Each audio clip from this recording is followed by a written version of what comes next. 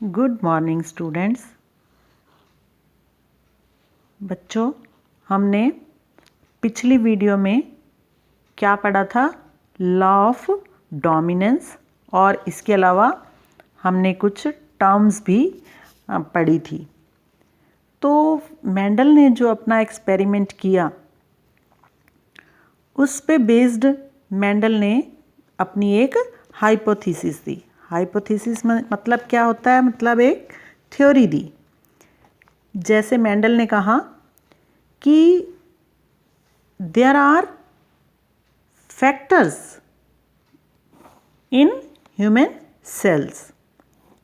Human cells में क्या होते हैं? कुछ फैक्टर होते हैं, and these factor control a given characteristic feature, and this factor is transmitted from one generation to other generation unchanged। कि बिना चेंज हुए ये फैक्टर जो हैं एक जनरेशन से दूसरी जनरेशन में पहुंचते हैं, and human get these factor from their parents. और ह्यूमन को, जो भी ह्यूमन हैं, उनको ये फैक्टर्स कहाँ से मिलते हैं? उनके पेरेंट्स से मिलते हैं। During the formation of gametes the factors separate. Factor जो हैं गैमीट फॉर्मेशन के टाइम सेपरेट हो जाते हैं। जैसे कि तुमने पढ़ा है कि ह्यूमन बींग्स में क्या होता है? कितने क्रोमोसोम्स होते हैं? 46 क्रोमोसोम्स होते हैं। यानी कि कितने हो गए? 23 पेयर्स होते हैं क्रोमोसोम्स के। तो ऐसे ही जीन भी पेयर्स में पड़े होते हैं। अब सारे जो हमारे बॉडी के सोमैटिक सेल्स होते हैं, उनमें ये 46 क्रोमोसोम्स होते हैं। लेकिन जब गैमीट फॉर्मेशन होता है, सेक्स सेल्स बनते हैं, तो उस टाइम क्या होता है? क्रोमोसोम्स का नंबर जो है वो क्या हो जाता है? हाफ हो जाता है। यानी कि 23 पेयर्स से अब कितने रह जाते हैं? 23 क्रोमोसोम्स रह जाते हैं। फिर जो न्यू जनरेशन होती है, उसमें क्या होता है? उसको 23 क्रोमोसोम्स जो है अपने फादर से मिलते हैं, और 23 जो है अपनी मदर से आते हैं। और फिर जो है, जब गैमीट का फ्यूज़न होता है, तो फिर दोबारा से क्या हो जाते हैं? 46 क्रोमोसोम्स हो जाते हैं।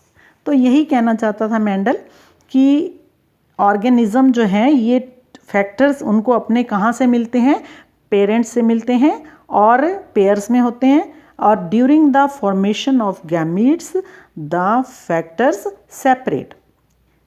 ठीक है, क्योंकि उस टाइम जो मेंडल था, उस टाइम जो है जीन्स के बारे में किसी को पता भी नहीं था, तो उसने क्या नाम दिया था? उसको फैक्टर नाम दे दिया था। Since the organism gets 2 factor from 2 different parents, ठीक है, the organism finally has 2 unlike factor, जिसको अब क्या नाम दिया गया? Called as alleles, and one can be dominant and one can be recessive। ठीक है, ये तुम पहले पढ़ चुके हो लास्ट वीडियो में कि हमने पढ़ा है कि टॉल जो है फैक्टर वो डोमिनेंट है, और ड्वार्फ जो है वो क्या है? रिसेसिव है। तो लॉ ऑफ डोमिनेंस, उसमें मेंडल ने क्या कहा था कि जो फैक्टर अपने आप को, जो ट्रेट अपने आप को F1 जनरेशन में एक्सप्रेस करता है, दूसरे एलील की प्रेजेंस में भी अपने आप को एक्सप्रेस करता है, तो वो होता है डोमिनेंट। और दूसरा जो सिमिलर जीन की प्रेजेंस में ही अपने आप को एक्सप्रेस कर सकता है, वो होता है रिसेसिव।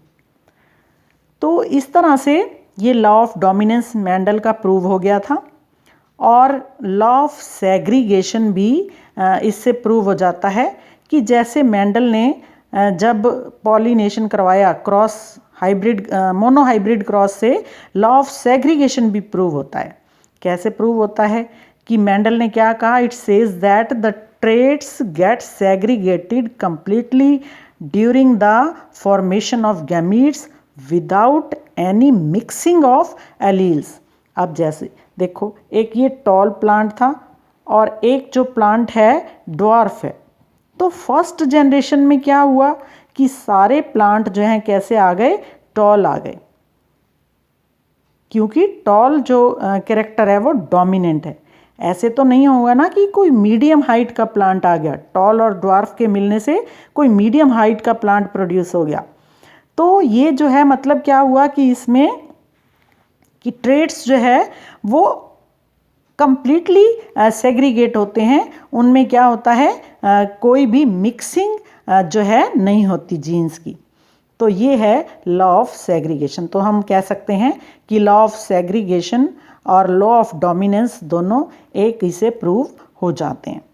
ठीक है, मोनोहाइब्रिड क्रॉस से ही दोनों लॉ जो है प्रूव हो जाते हैं। ठीक है, फिर उसके बाद जो है ये देखो F2 जनरेशन आती है हमारी। उसके बाद F2 में फिर उनको क्या करते हैं कि ये हमारे पेरेंट प्लांट हैं और उनका सेल्फ पॉलिनेशन हुआ, और सेल्फ पॉलिनेशन हुआ तो उनकी रेशो क्या आती है उसमें, फिनोटाइप 3:1 और जीनोटाइप क्या है 1:2:1, यानी कि 1 जो है प्योर टॉल और 2 जो है वो हाइब्रिड टॉल और 1 जो है वो क्या है, शॉर्ट है, या जिसको हम कह सकते हैं ड्वार्फ है। कोई भी ऐसे नहीं आया कि मीडियम हाइट का प्लांट आया। तो इस तरह से ये हमारा लॉ ऑफ सेग्रीगेशन भी मोनोहाइब्रिड क्रॉस से प्रूव हो जाता है। ठीक है, इसके बाद हम नेक्स्ट वीडियो में डाई हाइब्रिड क्रॉस के बारे में पढ़ेंगे।